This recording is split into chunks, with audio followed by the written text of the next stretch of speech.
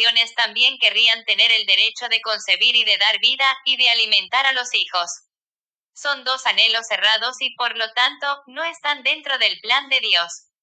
Si Jesús hubiese querido que las mujeres también pudieran ordenarse como sacerdotes, María, la más santa de todas las mujeres, hubiese estado presente en la última cena, y no lo estuvo. Jesús no estableció las cosas de otro modo, y repito, Dios sabe muy bien qué es lo mejor para nosotros.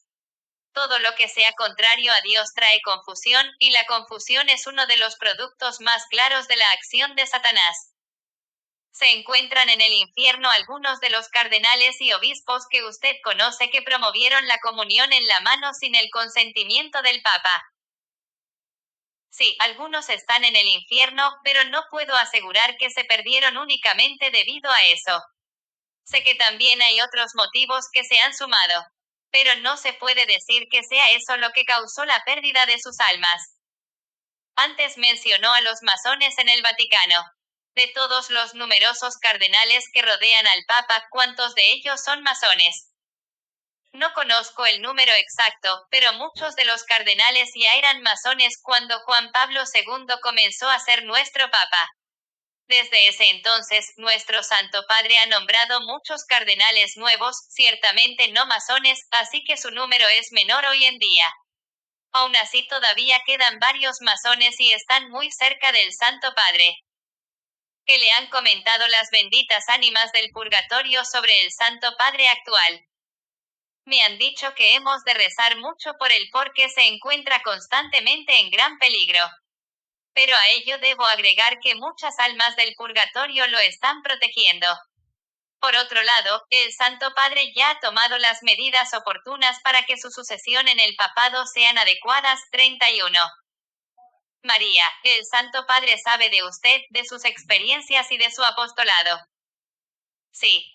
Ahora que sé la importancia que da a la humildad y a la obediencia, y de manera especial a sus directores espirituales y a los obispos, puedo entonces presuponer que mientras continúa con su apostolado por las almas también obedece en todo momento al Papa Juan Pablo II.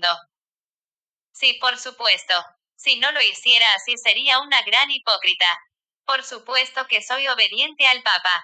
Al ver su gran potencial para la santidad, nuestra Madre lo crió y eligió. Y ante esas enormes gracias que nuestra Madre le dio, el Papa respondió decidiendo públicamente que su lema sería Totus Tus. Le tengo mucho cariño y mucho respeto, y rezo por él constantemente. Y aunque no me identificara tanto con él y supiera otras cosas acerca de él, siempre le sería obediente porque eso es lo que Dios quiere de nosotros, ya que él y solo él es el verdadero sucesor de San Pedro, la roca sobre la que Jesús construyó su iglesia. Entonces, tanto usted como sus experiencias y su apostolado tienen la bendición de nuestro Santo Padre actual, el Papa Juan Pablo II. Sí tengo su bendición para seguir con mi apostolado. ¿Alguna vez han venido a verle cardenales, obispos u otras personas conocidas del clero de Roma? Sí, en los últimos años han venido a visitarme dos, un obispo y un arzobispo. Ambos son devotos de María, y aman la Iglesia y son grandes defensores de Medjugorje. También ambos están cerca del Santo Padre. Pero a fin de protegerlos de ataques innecesarios, prefiero no mencionar sus nombres. Mire, son ya las 2:30 de la mañana, ¿qué le parece si nos tomamos un descanso? Un poco de aire fresco de primavera sería bueno, ¿no cree? Intervalo.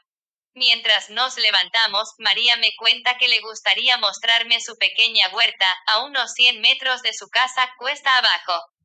Al dejar atrás la puerta de entrada me comenta, un vecino me ha estado causando problemas. Mire, la valla del jardín ha aparecido dañada y le he pedido que me la arregle. Caminamos a lo largo de una calle empinada, pasamos la parroquia a nuestra izquierda y un restaurante a nuestra derecha y agrega, me contestó que ha sido culpa de la nieve del último invierno y que él no ha tenido nada que ver. Nos acercamos a un trozo de tierra bastante plana, rodeado por un cerco de madera vieja, desvencijado y gastado por el tiempo. Otra vecina, una mujer, se encuentra limpiando todo el material muerto del verano anterior. Luego, después de presentarnos y de hablar un rato, María dice, venga a ver esto, Nikki. ¿Le parece que esto es producto de la nieve? Señala hacia un lugar del cerco en donde obviamente varias tablas han sido removidas o sacadas a puntapiés de los postes, y por el color de la madera, puede apreciarse claramente que hasta hace muy poco estaban en buen estado. Los clavos también parecen haber sido expuestos a la intemperie recientemente. Brillan y se encuentran, sin lugar a dudas, torcidos. Tuve que aceptar que a mi criterio difícilmente se trataba de un daño causado por la nieve. Tras hablar con la alegre vecina de María unos minutos, emprendemos una vez más el camino que sube a su casa. María camina lentamente y parece estar dolorida por sus recientes problemas de cadera. Al llegar al comienzo de su calle, sacude la cabeza un poco y con un suspiro dice, no me importa ese viejo triste y quejica. ¿Sabe una cosa? Lo que él no sabe es que un alma me ha dicho que lo ha causado la nieve. Caminamos de regreso a su casa y a su cálido salón. Sacerdotes y hermanas religiosas. María, durante este medio siglo, ¿cuántos sacerdotes creyeron en su testimonio? Dudo de que hayan sido más de un cuarto del total de los sacerdotes que hay y me refiero a los que creen profundamente, por supuesto, los sacerdotes modernos no creen una palabra de esto. ¿Por qué cree usted que el porcentaje es tan bajo? Las almas del purgatorio me han dicho que nunca antes en la historia de la Iglesia, esta ha estado en tan mal estado como hoy en día. En todas partes reina el pecado de apostasía, y es a los sacerdotes a quienes se los considerará más responsables de ello. En lugar de rezar y enseñar la palabra, parece que corren de un lugar a otro estudiando psicología, oratoria, contabilidad o lo que sea, aprendiendo cómo acercarse a su público. Son ellos los que han de mostrar al pueblo cómo acercarse a Jesús y a María a través de la oración y no tratar de aprender ellos mismos a ajustarse o estar al día con esta sociedad tan secularizada. Ciertamente se han olvidado de que si ellos y las personas a su cargo rezan, Jesús arreglará todo lo demás para que se acomode cada uno en su sitio. Muéstreme una parroquia en la que se rece de verdad y que las cosas no vayan bien. No podrá. Cuando los sacerdotes dicen que sus experiencias no pueden ser ciertas porque no aparecen en la Biblia, ¿cómo les responde? Dios es muy capaz de permitir cosas que no se encuentran específicamente detalladas en la Biblia. Solamente por el hecho de que tu nombre o esa montaña de allí afuera no se encuentren específicamente en la Biblia no significa que Dios no nos ame infinitamente o no considere tu alma más importante que el universo entero, y no significa que la montaña no esté dentro de sus planes. Por otra parte, muchas prácticas de la Iglesia, como el rosario, la del Sagrado Corazón o el escapulario, fueron manifestadas mediante revelaciones privadas, y por lo tanto no se encuentran mencionadas en la Biblia. Jesús mismo nos habló acerca del purgatorio, y la Biblia está llena de referencias respecto a la necesidad de rezar por los difuntos. 32. Todo lo que se enseñe en contra o frene el amor entre unos y otros, incluyendo a los que ya han fallecido, no proviene de Dios. Muchas veces hay quien se pregunta por qué tenemos que rezar a María o a los santos cuando podemos ir, en primera dase, y hablar directamente a Jesús. Entre ellos, algunos sacerdotes y religiosas. ¿Qué les diría? Dios nos puso a todos aquí para que nos ayudemos unos a otros en esta vida, y si otras personas con su buen ejemplo pueden enseñarnos algo acerca de las muchas formas de llegar al cielo, ¿por qué no habríamos de aceptar su ayuda? Al dejar a María y a los ángeles de lado, las otras religiones difícilmente han ganado algo, al contrario, han perdido prácticamente a los mejores intercesores delante del trono de Dios. Quien no escucha a su hermano, ni tampoco lo ayuda, no merece esta vida. Creo que ese ir, en primera clase, y dirigirse solamente a Jesús encierra un orgullo mal disimulado. Al igual que un niño crece a lo largo de su vida con sus hermanos y hermanas, primos, tíos y tías, así también crece un cristiano, estudiando y recibiendo ayuda de los santos cuyas vidas están bien documentadas, y de las personas santas que nos rodean hoy en día. A quienes se atreven a decir que no necesitan a la Santísima Virgen María les pregunto, ¿qué fue lo que les dijo Jesús a San Juan y a su madre minutos antes de dar su último suspiro en la cruz? Mujer, aquí tienes a tu hijo. Hijo, aquí tienes a tu madre. 33. ¿Nos dejará Jesús ir, en primera clase, si ignoramos a la madre que lo engendró, lo educó y le enseñó? Desafío a que digan que realmente conocen a Jesús si no escuchan esas palabras pronunciadas en el mismo momento en que moría por cada uno de ellos. Escucharles hablar contra María me duele terriblemente. Imagínese cómo debe dolerle a Jesús.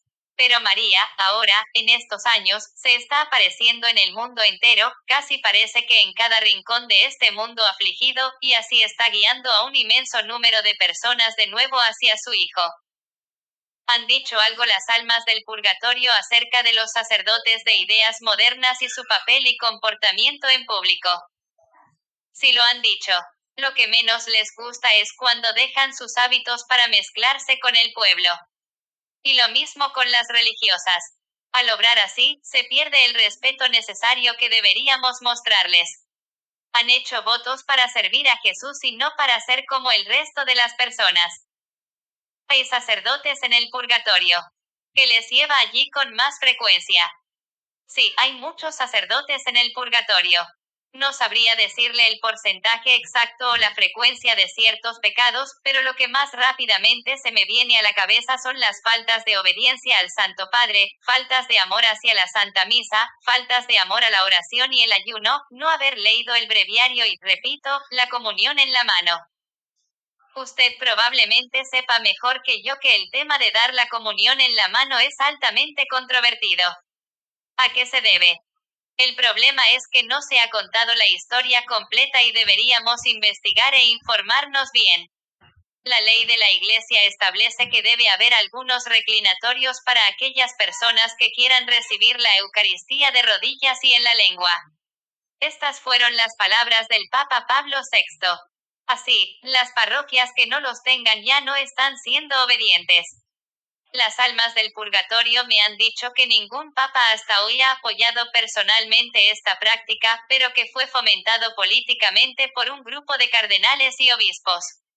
Los sacerdotes y obispos más antiguos saben de esto, y la gran mayoría prácticamente no ha informado al pueblo, y por lo tanto son ellos quienes cargan con la mayor responsabilidad. Todos los papas, a su vez, sabían muy bien que dar la comunión en la mano estaba en contra de la veneración del Santísimo Sacramento y nuestro Santo Padre actual no distribuye la comunión en la mano de los fieles. Por supuesto, bajo las actuales condiciones no es pecado para el que comulga recibir al Señor en la mano, pero ruego a los fieles que presten atención a nuestros papas. Por otro lado, todo este tema ha permitido que se produzcan muchos sacrilegios.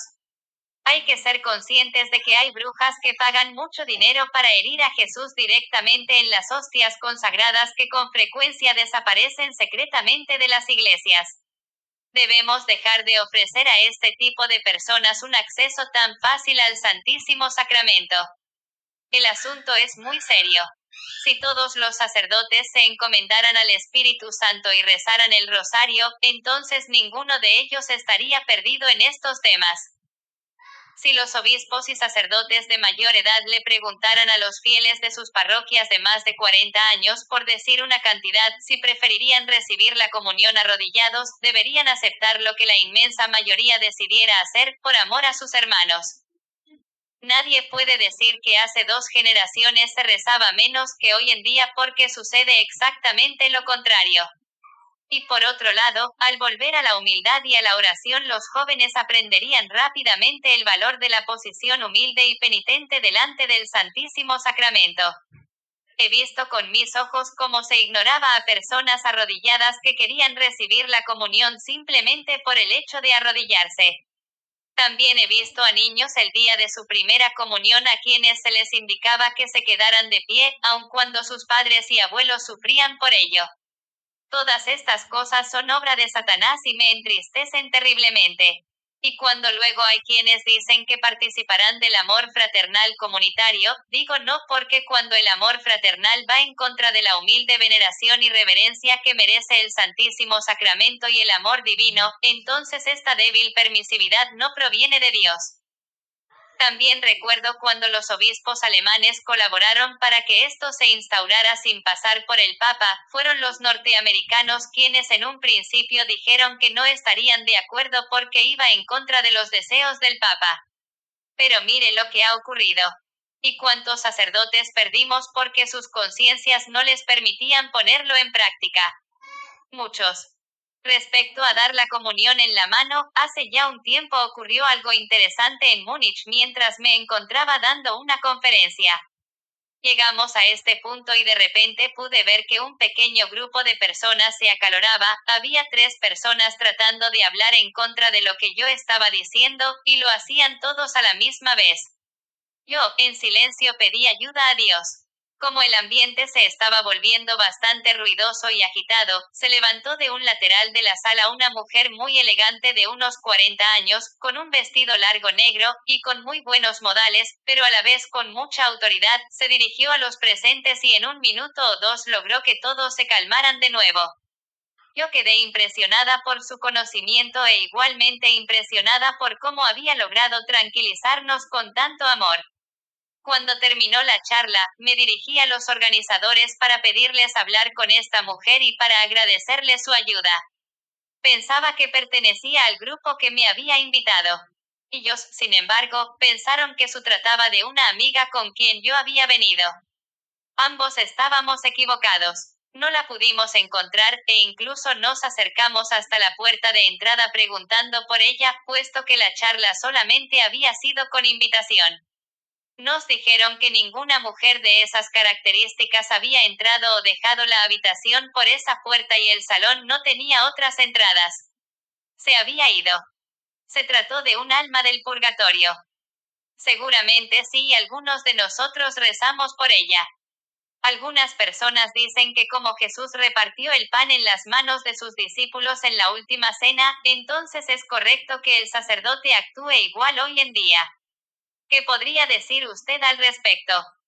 No es verdad. A Ana Catalina Emmerich y a Teresa Neumann, probablemente las 2 místicas alemanas más grandes que hayan existido, se les permitió a ambas ver la última cena, y en ambos casos Jesús repartió el pan consagrado en las bocas de sus apóstoles.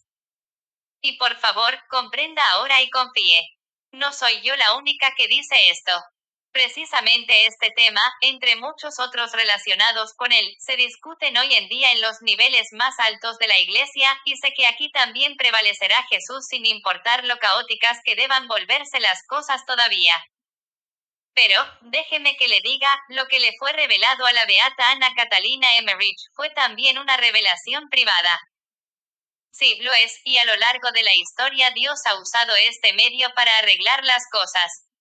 Y como cualquiera podría confirmarlo, si investigáramos los casos más conocidos, veríamos que sus frutos fueron inmensos, con un gran número de conversiones.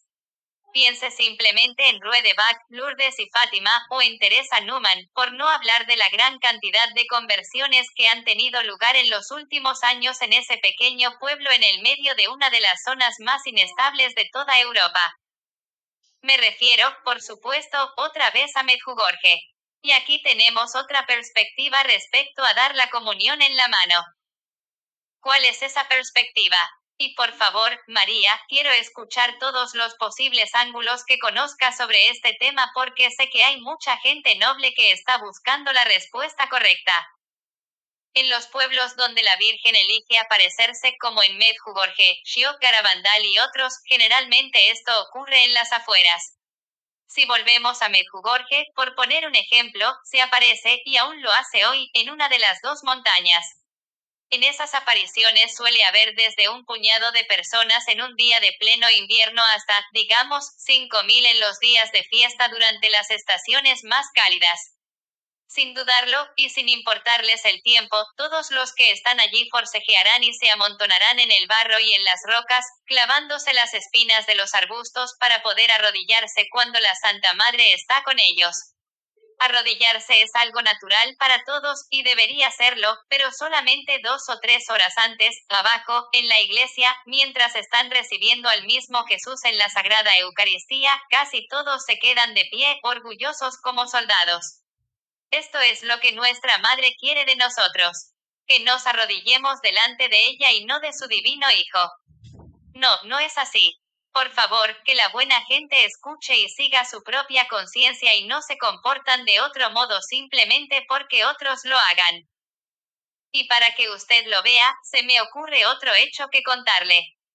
Puede que no sea tan impresionante como el que le dije antes de la mujer a quien se le ennegrecieron las manos, y no hay problema si resulta divertido, pero ciertamente, para mí es igual de convincente que cualquier otra historia.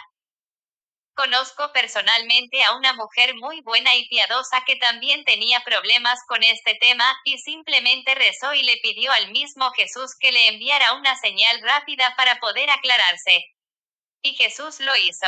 La siguiente vez que fue a recibir la comunión, el sacerdote, como lo había hecho hasta ese entonces, puso la Eucaristía en la palma de su mano. Tan pronto como la puso allí, la hostia se elevó de su mano, subió y desapareció en el aire. Este pequeño milagro también fue presenciado por varios testigos. María, lo que dice es muy convincente.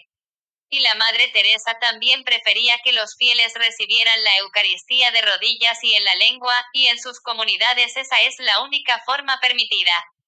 Verá, desde la perspectiva de la Iglesia, recibir la comunión en la mano es solamente algo que se tolera, pero no es lo que realmente quiere. Cuando los sacerdotes que están en el purgatorio la visitan, ¿quién se ocupa entonces de las oraciones o de lo que sea necesario para que sean liberados? Las oraciones que requieren para ser liberados las deben hacer otros sacerdotes, pero si necesitan alguna otra cosa, me encargo yo misma. ¿Con qué frecuencia deberían celebrar la Santa Misa los sacerdotes? No menos de una vez al día. La ley de la Iglesia permite hasta 2 veces al día, si la segunda misa es un funeral o la celebración de un matrimonio. Pero Dios entiende que pueden existir condiciones extraordinarias que hacen que los sacerdotes deban celebrar más de 2 misas al día, como cuando no se encuentra otro sacerdote que pueda celebrarla. Esto se debe a que celebrar la Santa Misa es la tarea principal de la función de los sacerdotes. Es la misión más grande que tienen y debería transformarse en la mayor expresión de su amor hacia Dios. Podemos dar por hecho que también hay religiosas en el purgatorio. Así es, y la mayoría de las veces se encuentran ahí por faltas de humildad, faltas de modestia y desobediencia. Y también hay sacerdotes que se hayan ido al infierno. Hace muy poco vino a verme un sacerdote que había estado enfermo hasta no hacía mucho.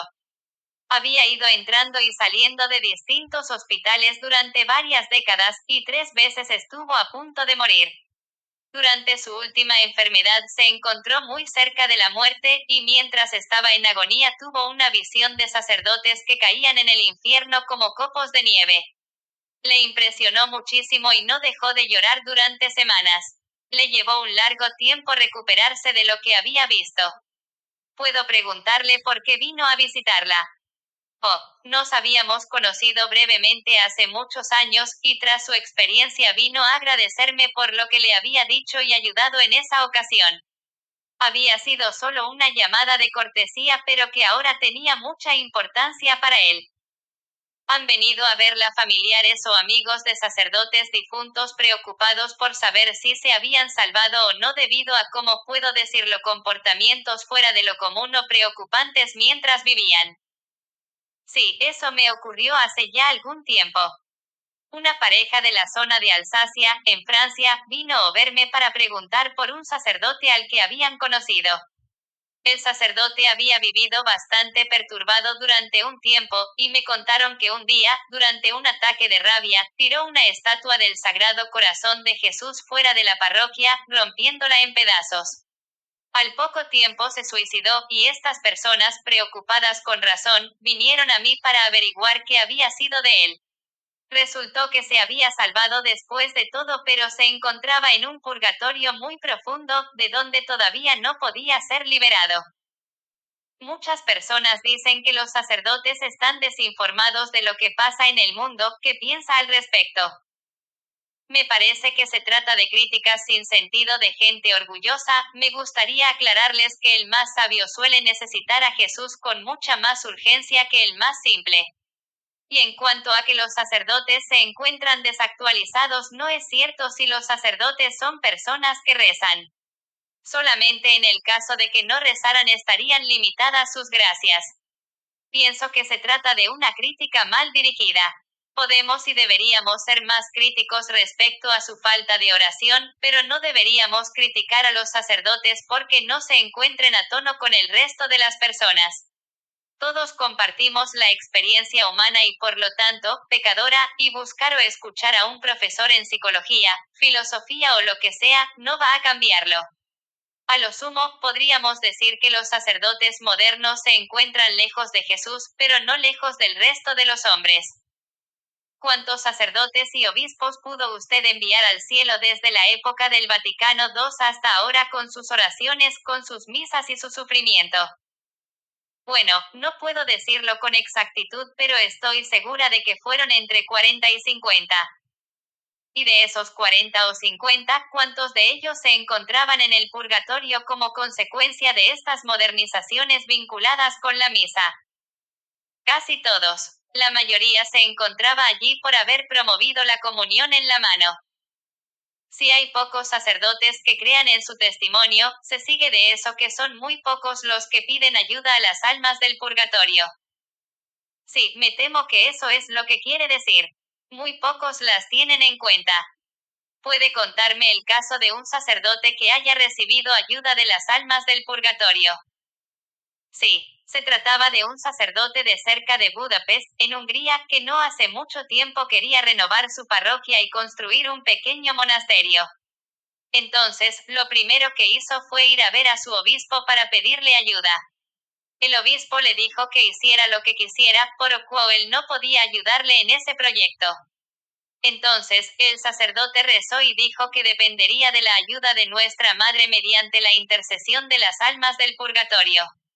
Poco tiempo después vino a verme y accedí rápidamente a ir con él a su parroquia y a otras de la zona para hablar del tema. A las 2 semanas de volver de aquel viaje, el sacerdote recibió $100,000 para su parroquia y para la construcción del monasterio. Las almas del purgatorio le respondieron rápidamente. Eso es tener suerte. No, risas, no fue suerte. Dios ayuda rápidamente a quienes confían en nuestra Madre y en la ayuda de las almas del purgatorio. Estoy seguro de que usted sabe mejor que nosotros que muchos seminarios se encuentran prácticamente vacíos. ¿Por qué sucede esto y cómo podemos remediarlo? La solución consistiría en volver a enfatizar el espíritu de oración, el sacrificio y la penitencia. Entonces habría más vocaciones. Las almas que se sienten llamadas a servir a Dios de esta manera saben claramente que su camino es la oración y que cuando no se alimenta la oración, ¿para qué existen entonces los seminarios? Si hubiera más oración, habría entonces un mayor número de vocaciones y así, cambiando un poco el tema, no sería necesario permitir que laicos con las manos sin consagrar distribuyeran la Sagrada Eucaristía. Si se fomentara la oración en los seminarios, todos fortalecerían su vida de fe y Satanás se encontraría a una distancia mucho mayor. Ha puesto mucho énfasis en el hecho de confiar en la Virgen María para que nos conduzca a Jesús. ¿Nota alguna diferencia entre los sacerdotes marianos y aquellos que se han vuelto, como usted dice, modernos y han dejado de lado a la Virgen? Oh sí, puedo distinguir a un sacerdote mariano con facilidad. Son mucho más gentiles, humildes, penitentes, cariñosos y protectores. En su humildad se hacen fuertes, y con esta fortaleza sus frutos se vuelven mucho más claros que aquellos que olvidan a María. Los sacerdotes marianos tienen también muchos menos problemas con el celibato, y apoyados en nuestra Madre, podría decirse que viven las enormes gracias que acompañan este don. Nuestra Madre, si la ayudamos, aplasta la cabeza de Satanás. Y no se trata de un mero simbolismo, es un hecho. Satanás huye de la Virgen y de sus sacerdotes. Los sacerdotes marianos y el ejército mariano de laicos que los rodean salvarán a la humanidad al final. Y esto ocurrirá con el triunfo del corazón inmaculado de María. 34. Entonces tenemos hoy en día un papa abiertamente mariano y un ejército mariano de sacerdotes y laicos. Quien quiera unirse al Santo Padre y a este ejército, ¿cuál es la mejor manera para hacerlo? ¿Qué es lo mejor que pueden hacer para el triunfo de su inmaculado corazón? Empezar a rezar, empezar a vivir los mensajes de Medjugorje y consagrarse, ellos y sus familias, al Inmaculado Corazón de María. Las iglesias. Cuando las almas del purgatorio le advirtieron sobre la situación actual de la iglesia, también le dijeron algo acerca de cómo se construyen las iglesias hoy en día. Sí, también me han hablado de esto. Mucho de lo que asociaríamos con las iglesias modernas les molesta mucho. Las iglesias son solo para rezar y para encontrarse con Jesús y con María. Las almas del purgatorio dicen que en las parroquias no debería haber equipos sofisticados, ricas alfombras ni nada destinado a que sea todo más cómodo como un recibidor lujoso. Las iglesias están destinadas para que tú y Jesús os encontréis a solas. Los elementos meramente decorativos deberían desaparecer, porque distraen. Y las almas también han mencionado que les horroriza gran parte del llamado arte moderno, y la mayoría es realmente horrible, sin mencionar que es históricamente incorrecto. Y también debería darse nuevamente a María un lugar más importante. Pero más importante que nada, sin embargo, es que los tabernáculos deben, siempre, estar en el centro. En el centro de la iglesia y no apartados en un lateral o en otra capilla. Únicamente en el centro. Si no damos a Jesús el centro de todo, entonces lo dejaremos también a él pronto de lado. Y entonces nos quedaríamos meramente con un segundo ayuntamiento. Créame, cada vez que alguien mira al tabernáculo con amor, Jesús eleva más alto el lugar que ocupará en el cielo. Por otro lado, los sacerdotes deberían también volver a usar el púlpito. Hacerles descender al nivel de la comunidad fue otro de los logros de Satanás. Arriba, en el púlpito, ganan mucho más respeto. No deberían organizarse actos sociales en las iglesias, solamente los sagrados. Deberían volver a estar presentes las imágenes de los santos, al menos San José, el arcángel San Miguel y el santo por el cual se erigió la iglesia. Y ya he mencionado los reclinatorios para comulgar. Todas esto que falta, y todo lo que se ha añadido en las últimas décadas en aras de la comodidad, nos separa de Jesús, y por lo tanto alegra mucho al diablo. Me han comentado que en algunas parroquias se sirve café, se lleva a los animales en el regazo, se colocan televisores. Y yo he visto parroquias sin agua bendita en las puertas y sin reclinatorios. Nada de esto es bueno ni tiene que ver con la voluntad de Jesús. Entonces, las almas del purgatorio no están contentas con las llamadas iglesias modernas, ¿verdad? No es así. He visto varias iglesias modernas en donde todo estaba bien. Una, por ejemplo, en Lienz, en el Tirol, es muy moderna pero allí se reza mucho y está bien construida. Así que lo feo, los lugares donde no se reza o sin imágenes, no necesariamente equivale a moderno, pero lo moderno la mayoría de las veces es feo, incompleto y no lleva a la oración. ¿Qué me dice de las funciones sagradas que las iglesias modernas pueden haber olvidado? Sí, eso también. Las almas del purgatorio me han dicho que echan de menos las procesiones, que son como pequeñas peregrinaciones. Esas procesiones por nuestra Madre o por los santos que eran una parte integral de la vida espiritual de antes. Si organizamos desfiles de equipos deportivos y de políticos, porque entonces ya no llevamos a cabo procesiones por Jesús, su Madre y los santos. En las procesiones el mundo entra en contacto con Jesús y sus santos. Así debería ser y no al revés, cuando tantas veces y tan frecuentemente llevamos el mundo a la casa de Jesús. Además, en muchas partes del mundo los sacerdotes han dejado de bendecir los hogares al menos una vez al año. Esto también debilita la fe y entibia el amor y el respeto que debe mantenerse siempre intacto entre sacerdotes y laicos. La pérdida de estas funciones sagradas hace que Satanás sea plenamente feliz y le sea mucho más fácil, a él y a sus demonios, entrar en los hogares. Y también se han olvidado en muchas partes del mundo de la devoción del primer sábado. Debemos volver a restituirlas. Entre otros motivos, para todo ello se nos ha dado a los sacerdotes. Los necesitamos y ellos necesitan que les recordemos nuevamente sus deberes. ¿Puede decirme cómo se celebra la misa en su iglesia aquí en Sontagui si las almas están contentas con la forma en que se llevan a cabo las cosas aquí? Sí, están satisfechas del modo como se celebra aquí.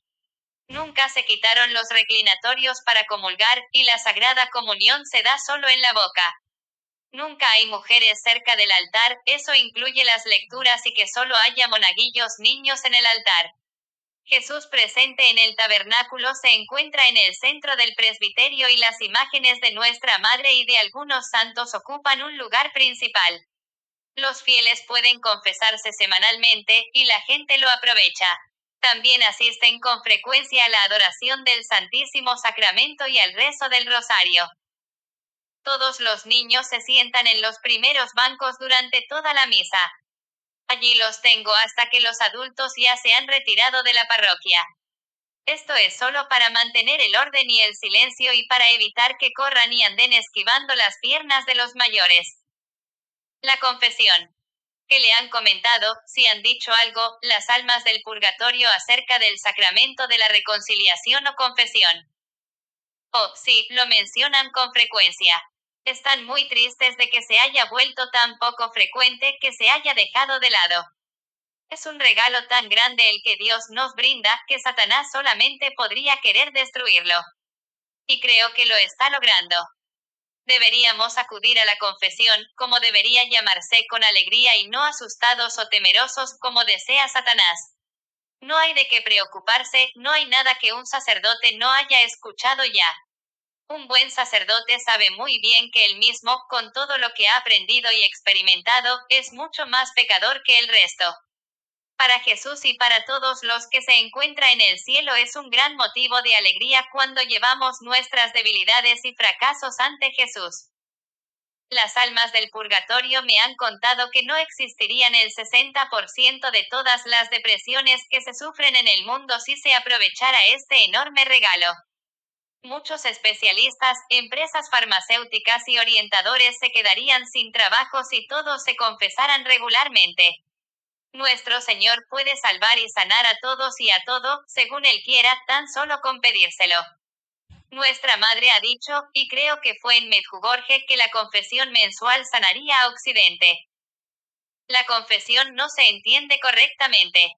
Para la mayoría no resulta difícil diferenciar entre el bien y el mal, pero otro tema mucho más peliagudo es diferenciar entre lo bueno y lo mejor. La confesión no está solo para confesarnos de haber robado un banco, pues de hecho, muy pocos de nosotros robamos bancos. Para la mayoría, está para buscar cómo ser cada vez mejores a los ojos de Dios. ¿Qué podría haber hecho durante este último mes para haber sido más santo? Eso es lo que nos debemos preguntar, y que alguien diga que durante el último mes hizo todo lo que estuvo en su mano para cumplir perfectamente la voluntad de Dios. La humildad nos trae la más grande de todas las gracias. Jesús regala sus mayores tesoros a los más pequeños de corazón. La confesión nos recuerda repetidamente la pequeñez que Jesús quiere de nosotros para que Él pueda darnos sus enormes gracias. ¿Cómo respondería a todos los que dicen, y lo hacen con sinceridad, que no necesitan un sacerdote para confesarse? Que no necesitan contarle sus cosas a otra persona, sino que pueden dirigirse directamente a Dios. Si lo que usted dice fuera cierto, los psicólogos y psiquiatras no tendrían tanto trabajo. Tanto las personas más inteligentes como las más sencillas pueden ir al mismo sacerdote, y ambos se quedarían asombrados por los frutos y gracias que surgirían de ese breve y libre encuentro con Jesús. Todos los seres humanos tienen la misma necesidad de confesar sus culpas. Todos esos grupos de apoyo y esas largas e interminables terapias, tan costosas, no serían necesarias si nos acercáramos a Jesús. Y, sobre todo, las mayores gracias no nos llegan de ahí, de los expertos y los especialistas, sino solamente de Jesús. Nos dejamos engañar demasiado fácilmente. ¿No cree que el que para comenzar nos dio la vida, también es capaz de darnos infinitamente más que las soluciones del tipo, como enfrentarte a, de la mayoría de los psicólogos? Dios los bendiga. Muchos de ellos ni siquiera reconocen la realidad del pecado, y cómo van a poder tratar entonces la realidad del perdón. Viven de un negocio que se perpetúa y al no hacer nosotros uso del sacramento de la confesión a ellos les asegura un coche más grande. Prosperan con nuestros pecados mientras que Jesús murió por nosotros para conquistar y borrar nuestros pecados para siempre. ¿Y qué me podría decir ante los que retorcidamente dicen que Jesús nunca nos dijo que teníamos que ir a un confesonario a confesarnos? Es verdad, les sugiero que acudan a confesarse con un sacerdote en un lugar público, contándole sus pecados claramente. Lo importante es que se digan claramente los pecados. Jesús dijo que nos arrepintiéramos y cuando lo hacemos, Él borra nuestros pecados y solo así Satanás deja de saber de ellos, ya no puede atraer a esa persona mediante ese pecado o atacarle a causa de la débil o inexistente relación con Dios. Pero quien se encuentra en el confesionario es Jesús, no un sacerdote. ¿Está usted segura? Le cuento un caso que lo sorprenderá. Una abuela italiana quiso llevar a su nieto de 8 años al Padre Pío para que hiciera su primera confesión. No sin motivo, estaba muy entusiasmada cuando llegó a la parroquia. El niño entró a confesarse y salió radiante de alegría. La abuela sabía qué apariencia tenía el Padre Pío. Era bajo, gordito, casi calvo, de ojos muy oscuros y de unos 65 años. Aún así, le preguntó a su nieto, dime cómo era. El niño respondió con mucha calma y con detalle, oh. Era alto y fornido, con ojos castaños, y pelo largo y castaño, tenía alrededor de 30 años. Está bromeando. No, cosas de este tipo suceden con frecuencia en lugares sagrados y de mucha oración. Déjeme plantearle un caso hipotético y luego le haré unas preguntas al respecto. Hay dos familias. Ambas viven razonablemente bien y con salud. Una de las familias se confiesa regularmente mientras que la otra no. Existirán diferencias entre sus descendientes. Y si las hubiera, ¿cuáles podrían ser?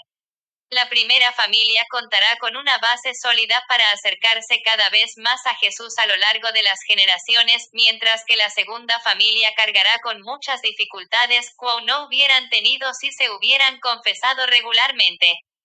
Por ejemplo, enfermedades y debilidades que podrían haberse evitado. La actitud correcta y penitente de la primera familia se reflejará en la fortaleza y la felicidad de sus descendientes, mientras que los de la otra familia serán más propensos a los ataques de Satanás. Entonces, quiere decir que quienes son conscientes de su estado de pecado terminan siendo más sanas que aquellas que no lo son. Sí, con la humildad que produce la confesión y la oración, y con el amor a Dios que nos viene de ello, hace que crezca una fortaleza y un equilibrio que se manifiesta en personas más saludables. Y esto significa que serán más saludables emocional, mental y físicamente, y que también se extenderá a lo largo de las generaciones. Entonces podemos garantizar vidas más sanas a nuestros hijos, nietos y bisnietos con nuestro amor, con nuestras oraciones y con nuestras confesiones. Sí, exactamente. Gran parte de la medicina actual se limita a reparar los daños. Si los médicos actuales, en todos los campos, dedicaran el mismo tiempo y energía a la prevención en el sentido que nos indican los 10 mandamientos, el mundo tendría solo una pequeña fracción de las enfermedades que sufre en la actualidad. La medicina preventiva no nos cuesta nada y, sobre todo, nos damos cuenta más claramente de la inmensidad del amor de Dios por nosotros.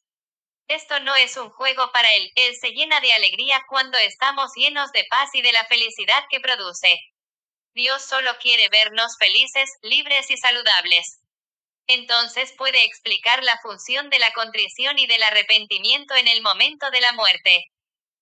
Nos libramos de todas nuestras culpas con una buena confesión, si es totalmente honesta y si nos arrepentimos de corazón, pero también hay que reparar el daño causado. Aún no quedamos completamente librados de esos pecados. Para obtener la total absolución, el alma debe quedar libre de toda atadura.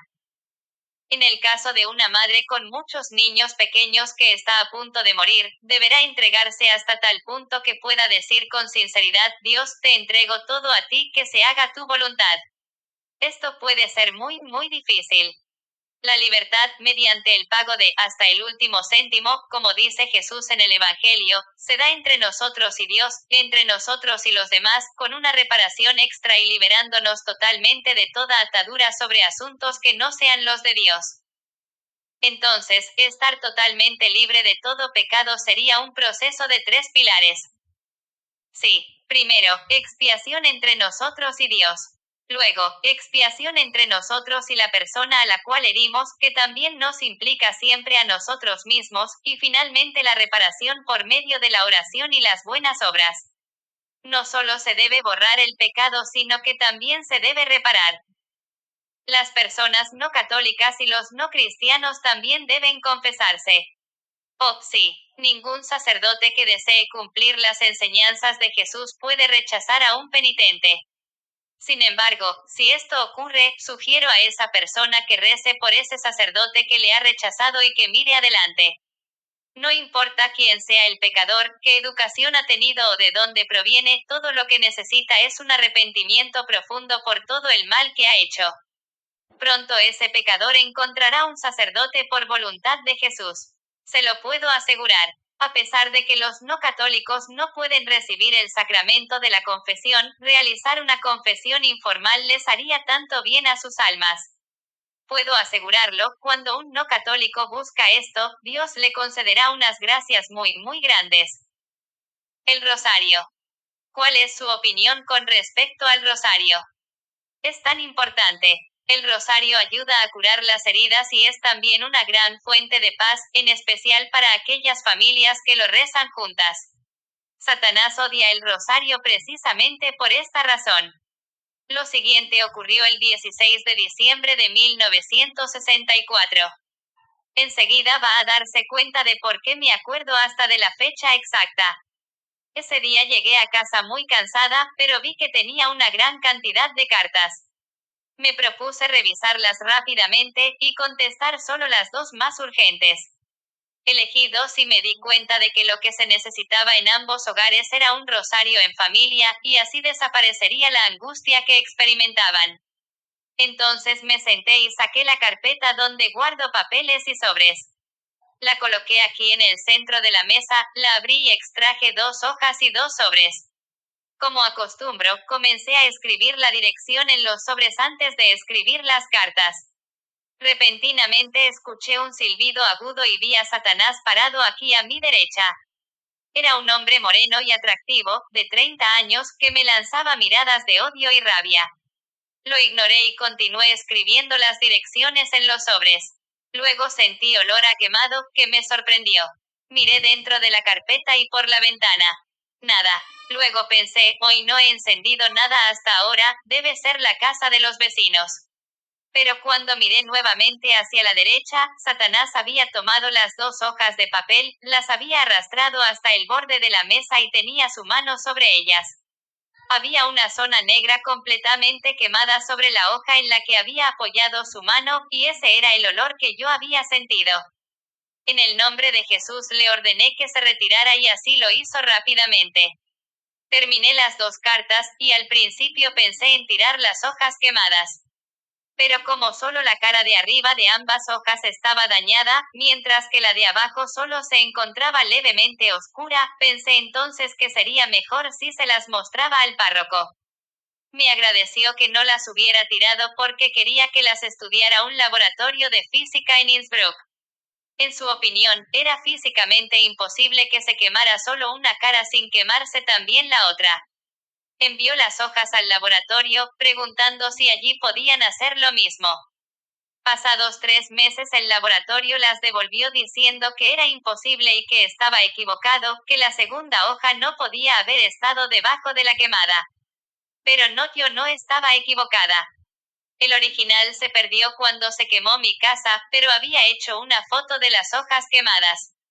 La foto la hice cuando la segunda hoja de papel, que estaba debajo, ya se había roto. En resumen, así odia Satanás el rosario.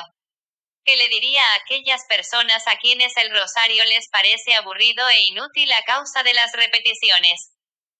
La humildad presupone que hablemos solo de lo que hemos experimentado. Quienes afirman eso es que no han rezado el rosario. La meditación de los misterios, la meditación de la vida de Jesús, nos brinda tanta paz y alegría que Satanás se vuelve loco. María hizo muchas promesas a aquellos que rezan el rosario, y lo hizo por medio de Santo Domingo. Conozco a una mujer que se compró un rosario nuevo, a unos cientos de metros de la iglesia a la que se dirigía a rezar con un grupo numeroso de peregrinos. Cuando se arrodilló en el banco, lo buscó en su bolso y se encontró que solo quedaba un puñado de cuentas sueltas y muchos pedacitos de alambre. El diablo lo había soltado todo para que no rezara el rosario. Satanás odia la paz y odia la curación, y el rosario es extremadamente curativo y un arma muy poderosa contra él. ¿Alguna vez se le ha aparecido algún alma del purgatorio pidiéndole que rezara un rosario con él o ella? Sí, eso sucede. Recuerdo una vez, fue en los años 50, cuando viajaba en tren desde Bludenz. Era uno de esos días en los que había muchos viajeros, así que elegí, como hago habitualmente, el último vagón del tren.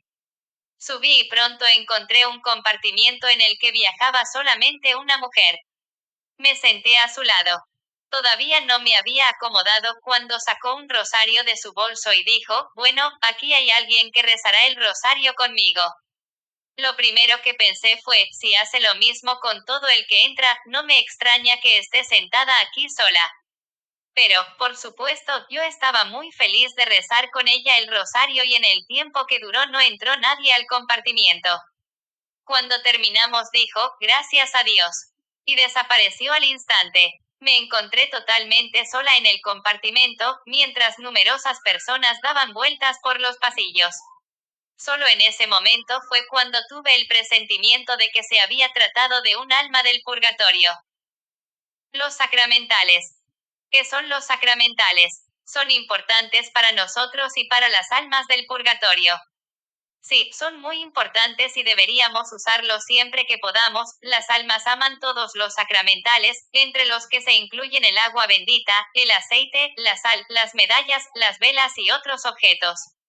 Puedo contar una historia magnífica y muy interesante sobre este tema. Sé de una mujer que le prometió a las almas del purgatorio encender una vela bendita por ellas todos los sábados.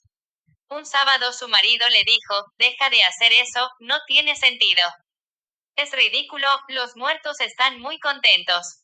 No creo que necesiten que enciendas una vela, y no me interesa lo que les hayas prometido. Por supuesto, la mujer se entristeció porque quería cumplir su promesa, aunque no quería desobedecer a su esposo.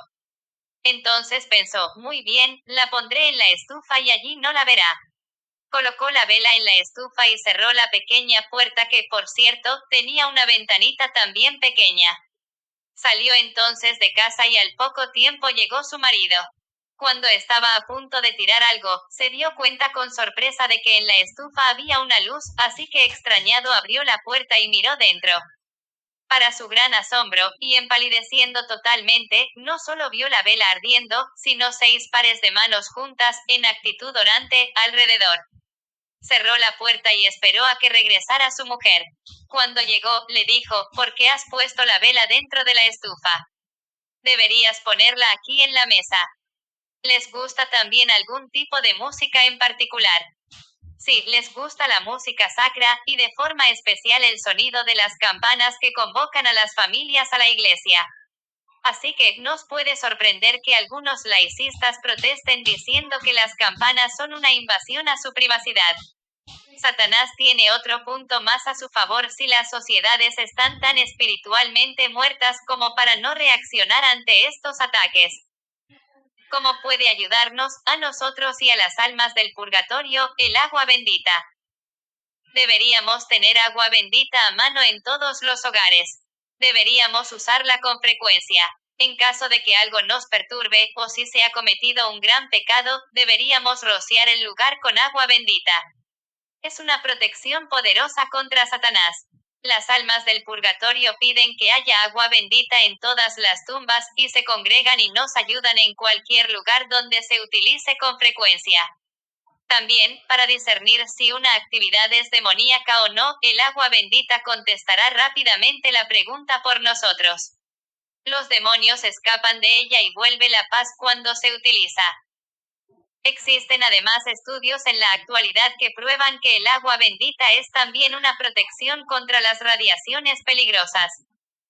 ¿De qué otra forma puede algo bendecido por un sacerdote ayudarnos a protegernos en nuestra vida diaria? Los sacerdotes deberían volver a bendecir más y más. Bendecir los hogares, las cosechas, los automóviles y todas las empresas. No sería mala idea bendecir toda la sal que se utiliza en invierno para mantener las calles libres de hielo. De esta forma se reduciría notablemente el número de accidentes y sería beneficioso para todos. Otras religiones. ¿La han visitado almas de judíos o musulmanes? Sí, y están felices cuando se me aparecen, pues comprenden mucho mejor las cosas ahora que antes. Por pertenecer a la Iglesia Católica uno puede hacer mucho más por ir al cielo. Pero aquellos que fueron educados de forma diferente y por lo tanto creen de modo distinto, y lo hacen a conciencia, también llegarán a ser santos. Debo advertir a todos los cristianos que existen muchos santos también fuera de nuestra iglesia. Recientemente, nuestra madre le mencionó sobre cuando la vidente le preguntó quién era la persona más santa de la ciudad donde ella vivía en ese momento, nuestra madre le respondió que se trataba de una mujer musulmana. Existen religiones que las almas consideren que no son buenas. Existen muchas religiones, y ciertamente hay algunas que no son buenas. Ortodoxos y protestantes son los más